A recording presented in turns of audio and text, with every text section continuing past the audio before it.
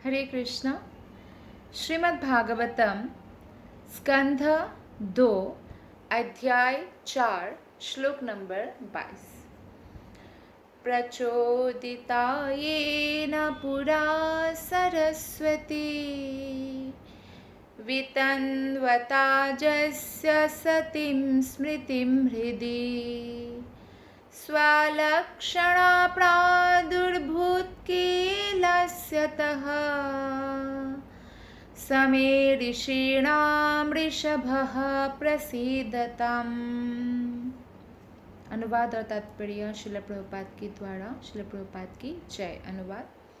जिन्होंने सृष्टि के प्रारंभ में ब्रह्मा के हृदय में शक्तिशाली ज्ञान का विस्तार किया और सृष्टि तथा अपने विषय में पूर्ण ज्ञान की प्रेरणा दी, और जो ब्रह्मा के मुख से प्रकट हुए प्रतीत हुए, वे भगवान मुझ पर प्रसन्न हो। तो सृष्टि के जो प्रारंभ है, सृष्टि के प्रारंभ में जब ब्रह्मा जी प्रथम जीव है, तो ब्रह्मा जी जब प्रकट हुए, भगवान के नाभि कमल से उनका प्राकट्य होता है ब्रह्मा जी का। तो ये समस्त जो ज्ञान है वेदों का, वो ब्रह्मा जी को भगवान ने स्वयं ही प्रदान किया है। उनके हृदय में समस्त ज्ञान का जो है भगवान ने प्राकट्य कर दिया। हमारे हृदय में भी भगवान प्रेरणा देते हैं, और भगवान ही है। जब भगवान देखते हैं कि कृष्ण देखते हैं कि हम लोग बहुत ही जेन्युइनली भक्ति कर रहे हैं, सिंसियरली, सीरियसली, गंभीरतापूर्वक लेकर और भगवान पर विश्वास को बढ़ा रहे हैं, तो निश्चित रूप से जो है भगवान हमारी मदद करते हैं और हमारे हृदय में सारे ज्ञान जो है प्रकट कर देते हैं। तो आपने देखा होगा, बहुत लोग संस्कृत पंडित के पीछे भागते हैं। कोई संस्कृत जानते हैं तो सोचते हैं कि उनको बड़ा नॉलेज होगा, लेकिन संस्कृत जानने वाले शुद्ध भक्त हो वो ज़रूरी नहीं है। और आपको शुद्ध भक्त बनने के लिए संस्कृत में महान पंडित बनने की आवश्यकता नहीं है।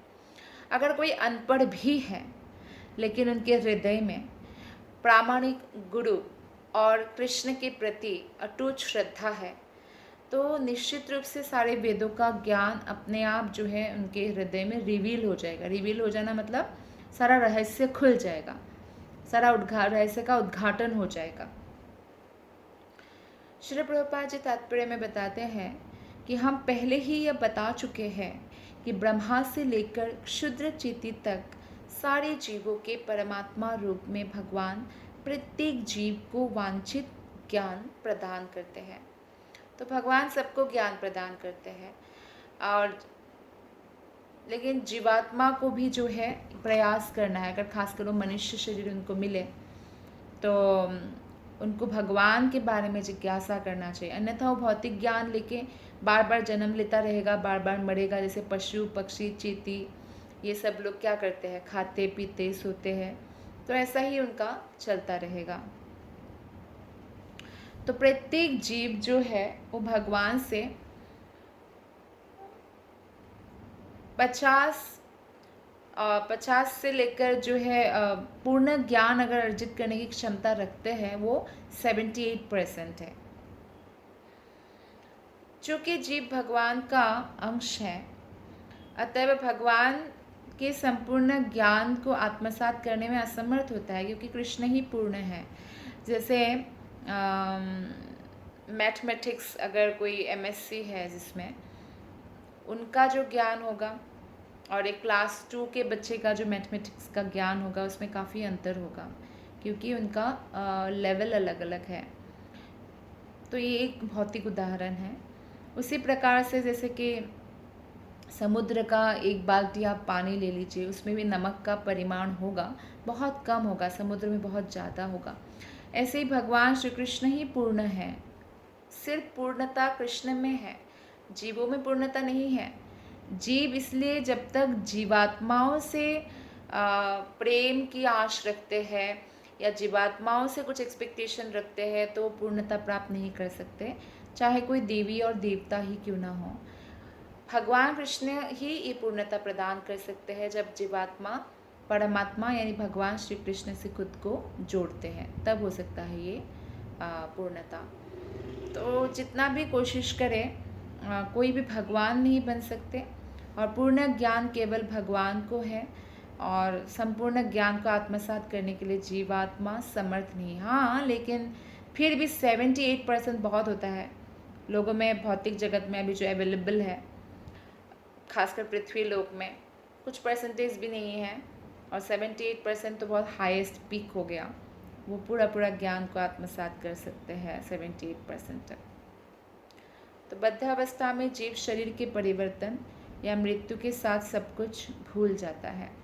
यही ज्ञान पुनः प्रत्येक जीव में भगवान द्वारा जीव के हृदय के भीतर से प्रेरित किया जाता है, और यही ज्ञान की जागृति कहलाती है। तो भगवान ही प्रेरणा देते हैं, और हम भले ही हमारी आंखें खुली हो, लेकिन अगर हमारा हृदय पूरी तरह से कृष्ण के प्रति समर्पित नहीं है, तो उसको निद्रा या अचेतन अवस्था में रहना ही जैसा बोला जाएगा। और जब हम निद्रा से जागते हैं तो हम सारी चीज़ देखते हैं ना, वैसे ही जब हम भक्ति में शुद्धता प्राप्त करते हैं, शुद्ध भक्ति करने लगते हैं कृष्ण का, तो हम उसको निद्रा से या अचेतन अवस्था से जागरण के बराबर कह सकते हैं। यह ज्ञान की जागृति भगवान के पूर्ण रूप से अधीन है, इसलिए व्यवहार जगत में विभिन्न व्यक्तियों में ज्ञान की विभिन्न कोटियाँ पाई गई हैं। तो किसको कितना स्मृति होगा, कितना विस्मृति होगा, कितना ज्ञान मिलेगा, ये सब कुछ भगवान के हाथ में है। इसलिए हमें भगवान पर निर्भरशील रहना चाहिए, और भगवान की सेवा में व्यतीत करना चाहिए समय का अपव्यय नहीं करना चाहिए। जैसे आपने देखा होगा जो लोग ऐसे कभी भगवत कथा में आए भी, तो वो अपना घड़ी देखते हैं कि बहुत लेट हो गया, जाना है, आते वक्त भी लेट आएंगे, कथा आधा चला गया, ऐसा पंक्चुअलिटी नहीं होता है ना, क्योंकि इसको इतना सीरियसली नहीं लिया जाता है इसलिए भौतिक जगत में। लेकिन अगर उनको ऑफिस जाना है, अपना जो कार्य क्षेत्र है जिससे पैसा आता है घर में, तो वहाँ पे बहुत पंक्चुअल होते हैं, टाइम से पहुँच जाएंगे, क्योंकि लेट होने से उनकी हाफ डे सैलरी कट सकती है। तो इतना पंक्चुअलिटी होता है। लेट लतीफ़ भी ऑफिस में टाइम से पहुंच जाते हैं, बाद में सुधर जाते हैं। लेकिन भगवत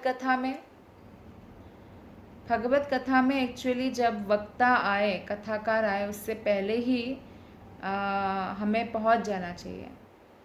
और भागवतम जब चल रहा है ना, भागवतम चल रहा है तो कोई अन्य कार्य तो करना ही नहीं चाहिए। जैसे कि मंदिर में भागवतम कथा चल रहा है, तो भागवत कथा में बैठकर फूल की माला, भले ही भगवान की सेवा है, भगवान के लिए फूल की माला गुठ रहे हैं, पर फूल की माला गुठना, सब्जियां काटना, या कोई भी कार्य माला करते रहना, माला करना ही भगवान की सेवा है।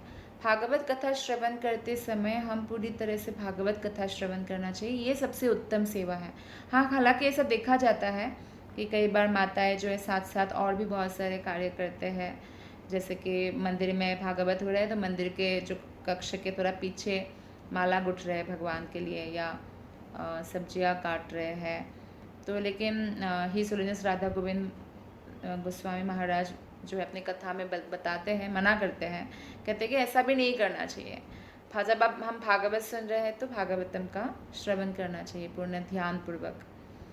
तो इससे क्या होता है, हमारे हृदय में भगवान प्रेरणा देते हैं, और हमें जो है भागवत आत्मसात हो जाता है, मतलब वो ज्ञान हम आत्मसात कर सकते हैं। तो ये क्वालिफिकेशन है।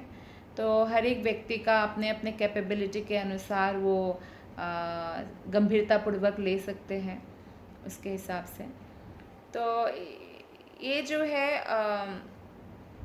ये कोई भौतिक अंतःक्रिया नहीं है, ये भगवान की कृपा से होता है, और इसकी पूर्ति करने वाले साक्षात कौन है? भगवान है। धियाम पति ही ऐसे कहा गया है, क्योंकि ब्रह्मा तक परम सृष्टा के नियमों के सब लोग अधीन हैं। सूर्य जो समय से उगते हैं, समय से अस्त जाते हैं, सब लोग भगवान के जो है अधीन हैं। ब्रह्मा को अज कहा जाता है क्योंकि भगवान गर्भोदकशाही विष्णु के नाभि से वो प्रकट होते हैं, और वो भी भगवान के अंश है। जैसे हम लोग भगवान के अंश हैं, ब्रह्मा भी अंश हैं, लेकिन वो काफ़ी उन्नत जीव हैं, भक्ति में काफ़ी उन्नत है, और इसलिए उनको ब्रह्मा का पोस्ट मिला है। जो भौतिक वैज्ञानिक होते हैं वो प्रकृति की प्रतिक्रियाओं का अवलोकन ही कर सकते हैं, कार्यकलापों के पीछे कार्यरत निर्देशन को नहीं समझ पाते। जैसे कि कोई बच्चा है, बिजली का करतब को देखता है, लेकिन ये नहीं जानता कि बिजली घर के इंजीनियर का भी कोई उसमें रोल होता है, ये नहीं जानता। तो इस तरह से जो कम बुद्धिमान वाले व्यक्ति वो ये पृथ्वी तो देखते हैं, लेकिन इसके पीछे भगवान को वो नहीं जानते हैं, ना ही जानना चाहते हैं। इसलिए वैदिक ज्ञान जो है सबसे बुद्धिमान जो जीवात्मा जो सबसे पहले प्रकट हुए, तो ब्रह्मा जी, उनके अंतःकरण में प्रविष्ट कराया गया, और बाद में ब्रह्मा ही वैदिक ज्ञान का वितरण करते हैं। निस्संदेह ब्रह्मा जो है वैदिक ज्ञान के प्रवक्ता है, किंतु वास्तव में भगवान के द्वारा ही वो प्रेरित हुए हैं, क्योंकि ये ज्ञान केवल भगवान ही प्रदान कर सकते हैं एज इट इज़, यथारूप से। तो इसलिए वेदों का अपौरुषेय अर्थात किसी सृजित जीव द्वारा प्रदत्त ना किए गए वेदों को कहा जाता है। वेदों को कोई ऋषि मुनि ने नहीं संकलित किया है, वेदों को स्वयं भगवान ने प्रकट किया है। सृष्टि के पूर्व भगवान उपस्थित थे, नारायणः परोव्यक्तात्, इसलिए भगवान द्वारा उच्चरित शब्द दिव्य ध्वनि की लहरियाँ हैं। तो जैसे कि भौतिक शास्त्री केवल प्राकृत ध्वनि या भौतिक आकाश में स्पंदित ध्वनि पर विचार करता है, भौतिक ज्ञान के पीछे वो लगे रहते हैं।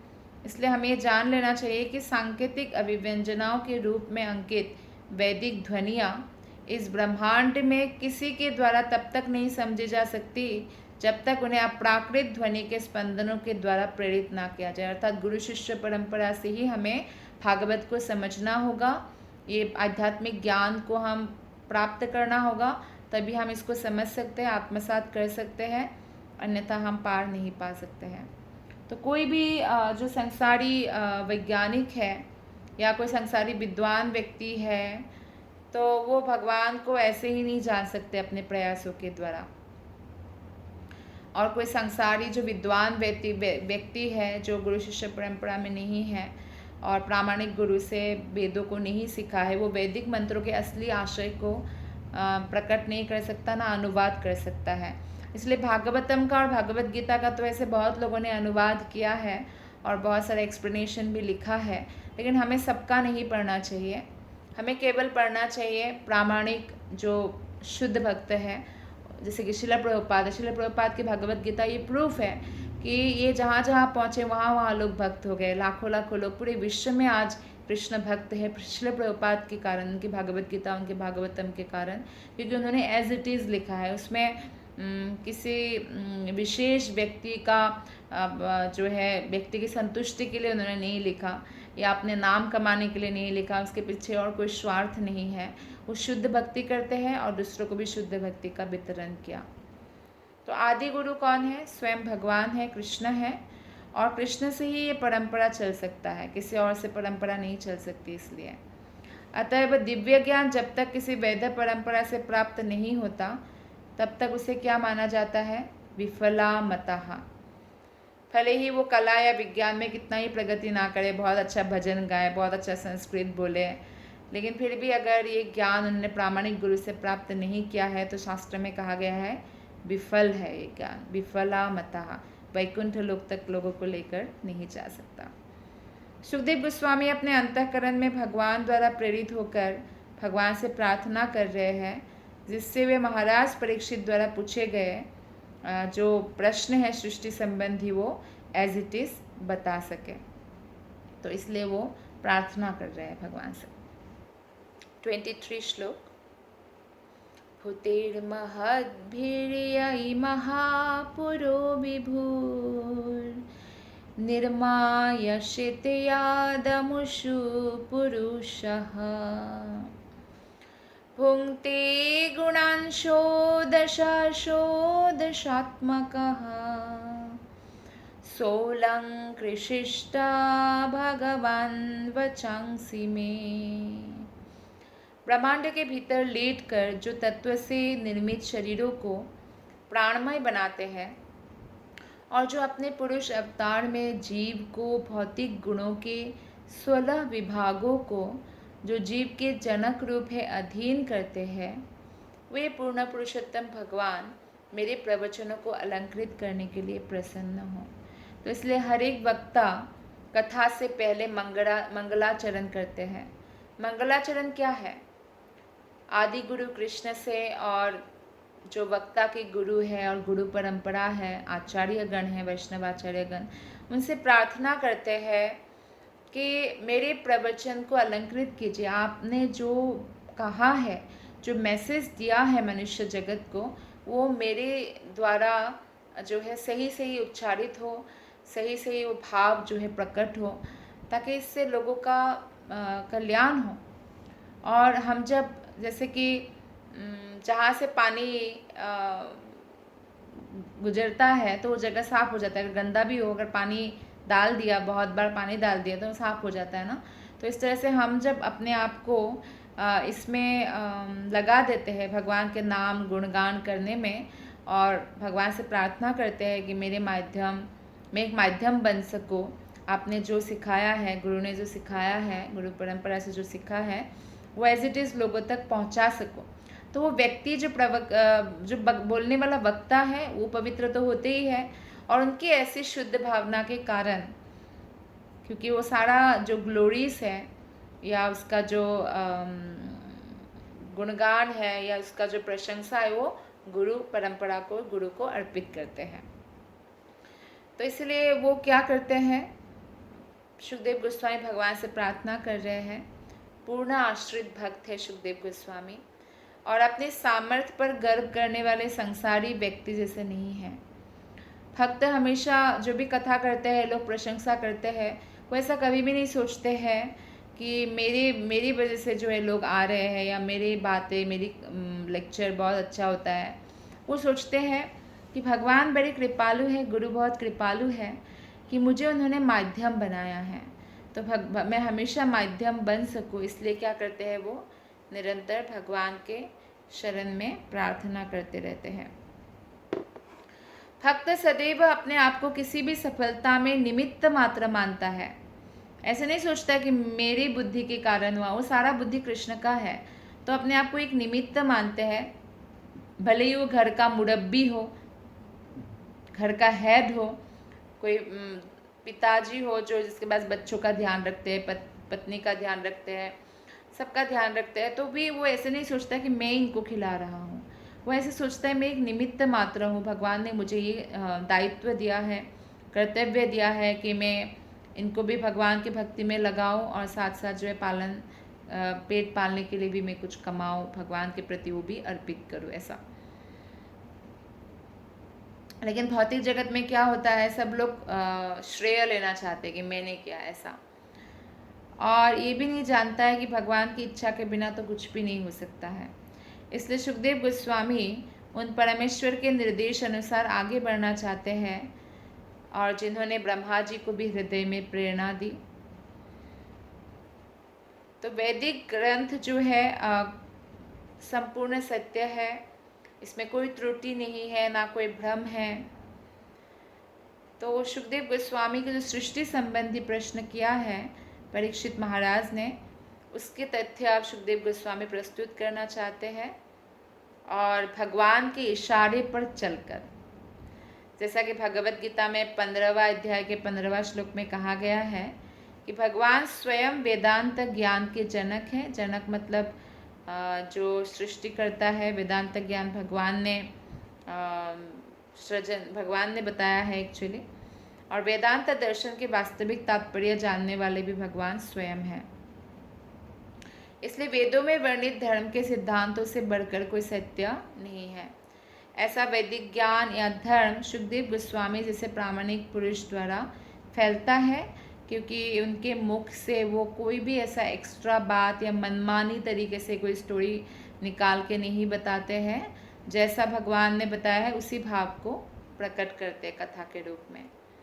क्योंकि सुखदेव गोस्वामी भगवान के विनीत दास हैं और उनके अंदर कोई ऐसा नहीं है कि मैं व्याख्याकार बन जाऊँ, बहुत नाम कमाऊँ, ऐसी कोई इच्छा नहीं थी।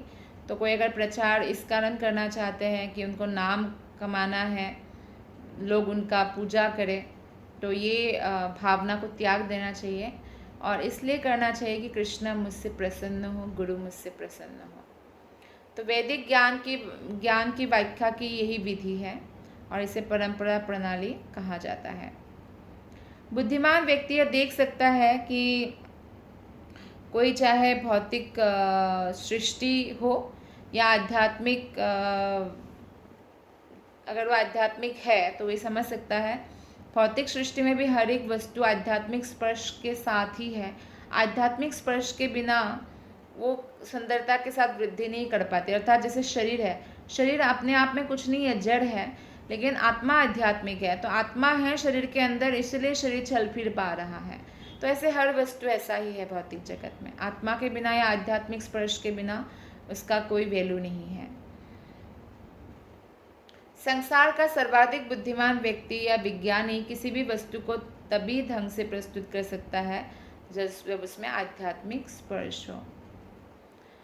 तो परमात्मा हर जगह है और सबके स्रोत है परमात्मा। भगवान ने भगवत गीता में कहा भी है 10वें अध्याय में 8वें श्लोक में, अहम सर्वस्य प्रभुः मत्त सर्वम प्रवर्तते। तो भगवान ही सबका स्रोत है। और जैसा कि वैज्ञानिक सोचते हैं कोई जड़ वस्तु से ऐसा सिचुएशन पैदा हुआ कि लोग पैदा होने लगे, ऐसा नहीं है। ना ही बंदर से मनुष्य पैदा होता है।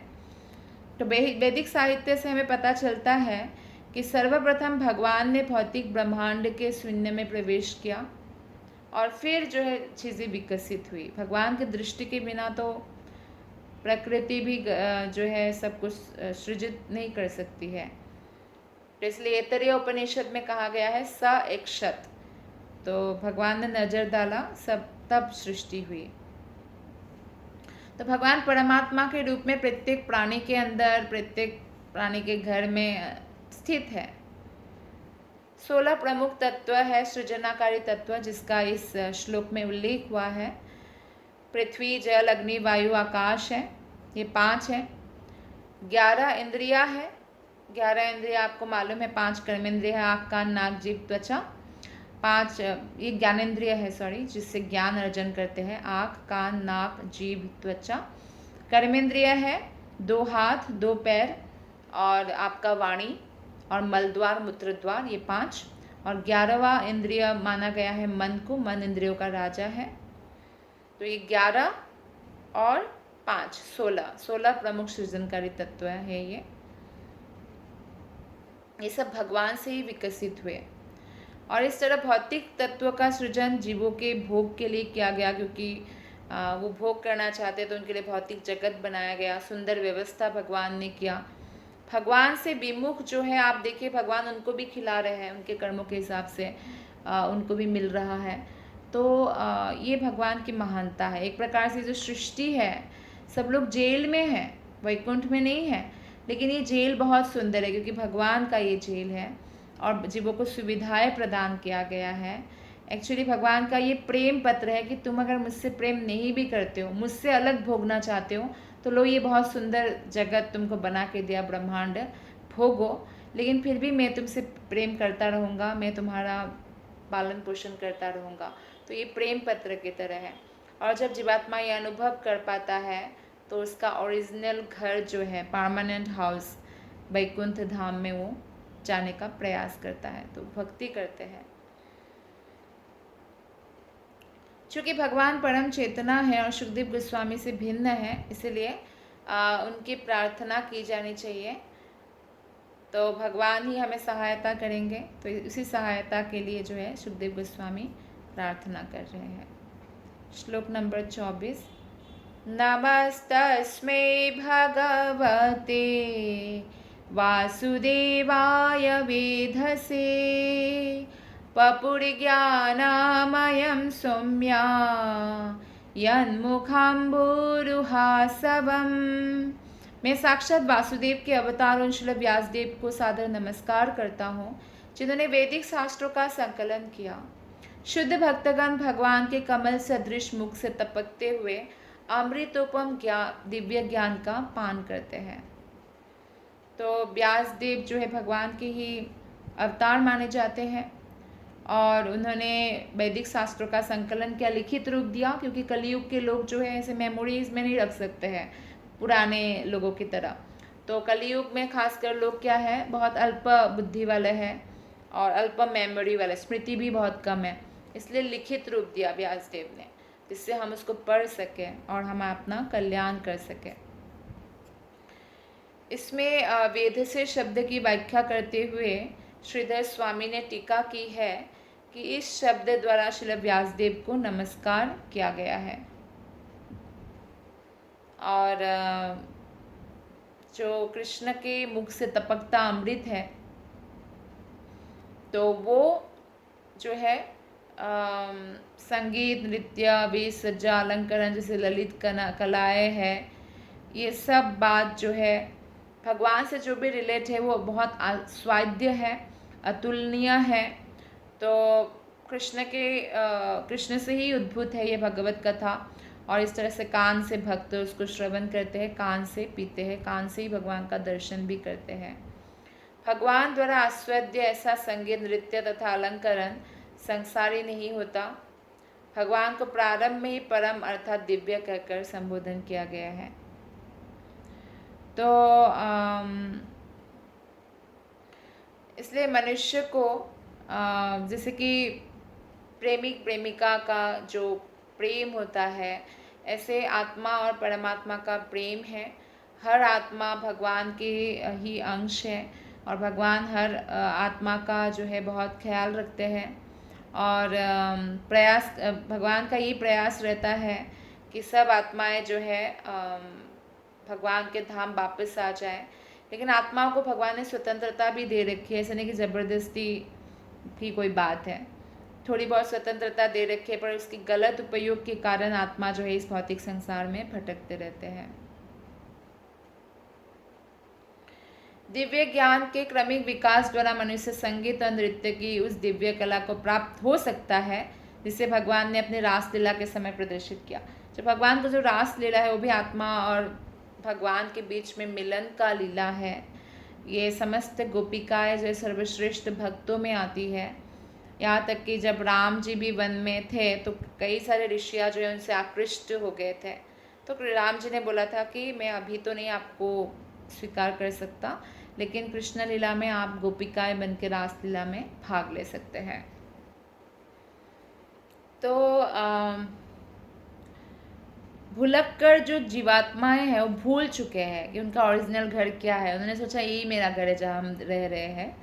तो भुलक्कर बद्ध जीवों को ये दिव्य ज्ञान नहीं मालूम है, इसीलिए व्यासदेव ने ये वैदिक साहित्य को संकलन किया ताकि हमारा जो भूला हुआ जो संबंध है भगवान के साथ हम उसको स्मरण कर सके।